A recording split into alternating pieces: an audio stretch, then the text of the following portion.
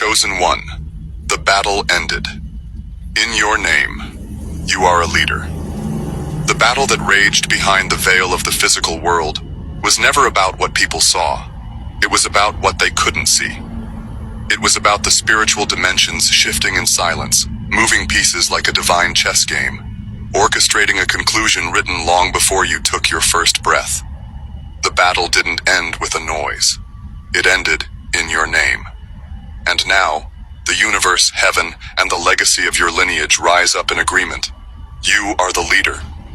You were chosen, not because it was easy, but because it was yours. You carried the weight of spiritual burdens with a strength even you couldn't always understand. You faced silent battles that many wouldn't have survived. Still, you stood, and now the chapter shifts. You see, this video is a powerful reminder.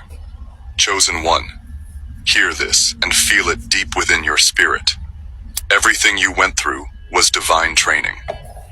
Every tear you shed, every lonely night, every misunderstanding and heartbreak wasn't punishment.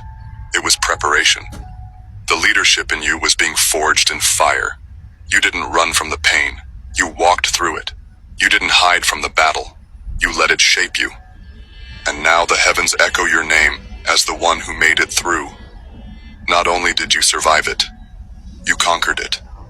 You didn't ask to be the one who would carry the mantle, but you didn't reject it either. That's why you're different. That's why your name is written across the conclusion of this war. Not a war made of swords and armies, but one made of spiritual resistance, mental warfare, and emotional torment. You didn't fall. You were being refined. And as the smoke clears, the world is looking for a leader. It finds you standing there, glowing with wisdom, dripping in humility, armed with discernment, and filled with clarity. That's what makes you ready. Leadership is not about domination. It's about service. It's about seeing further than others and still choosing to walk with them. It's about breaking before others do so, that you can show them the path to healing. It's about carrying light where others would carry judgment. Chosen one, your leadership is spiritual. It is prophetic. It is anchored in experiences that most people will never understand. And that's exactly why you were chosen. Now that the battle has ended in your name, you are being called to step up in ways you've never had to before. The old you was enough to survive the fight, but the new you is required to lead through the aftermath. You are being entrusted with influence, but not for your ego, for your assignment. You are being handed keys, but not for vanity, for purpose.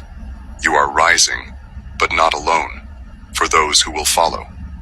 Those who dismissed you will begin to look to you, not out of flattery, but because your strength has become undeniable. You earned your anointing in silence. You bled in private, so now you will be crowned in the open. And it will confuse many. It will shock those who tried to write your story prematurely. But it will never shock heaven, because this ending was already decided.